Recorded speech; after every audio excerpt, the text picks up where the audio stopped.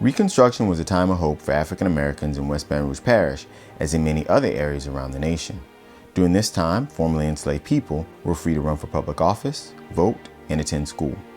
Education was now a right for all Americans, and most former slaves believed it essential for a better life. Before the Civil War, education for African Americans was forbidden by law, although privately some people were being educated in hiding. During the Reconstruction period, the children of freedmen were allowed to participate in the educational system, learning geography, reading, writing, arithmetic. So Reconstruction is a period of great optimism where African Americans felt for the first time that someone had recognized that they were better than just being captives. This is the period now where they'll begin to realize the experience of being citizens as opposed to being pieces of property, which is what they had formerly been through that Reconstruction period. After the Civil War, there were approximately 4 million formerly enslaved people in the U.S.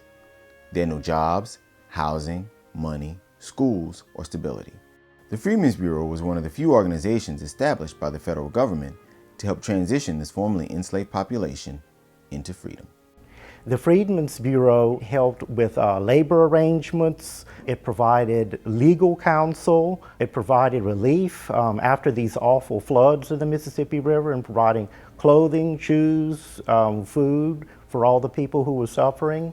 It helped support the schools and open schools in various areas in the South. But one drawback was the location and the number of schools. In West Baton Rouge Parish, the Bureau was able to establish only one school at Bruley, which is in the extreme southern part of the parish. And with only one Bureau school in West Baton Rouge, we have to assume that its student body was confined only to children in that area, or maybe children who could board with families in that area.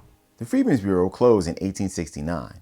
But by that time, Reconstruction had set the stage for African Americans to become an integral part of both local and state government. Prominent individuals in West Baton Rouge Parish, like Titi Allen and Théophile Maillet, were successful in getting laws changed, and Allen even opened his own school. Théophile Terence Allen, known since childhood by the nickname of Suluk for the famous African military and political leader, was born the son of an enslaved woman. Though Théophile was legally enslaved because his mother was an enslaved person, he was treated by his father as a free person. His father had him educated by Professor Abadi in New Orleans, and later at a private school in New Brunswick, New Jersey. In the Reconstruction period, he represented West Baton Rouge Parish in the Louisiana House of Representatives, and then in the Senate, and then the House of Representatives again. And when the West Baton Rouge Parish School Board was created, during that time, he served as first president and went over and above his duties in establishing a school of his own for the children of the laborers in his neighborhood.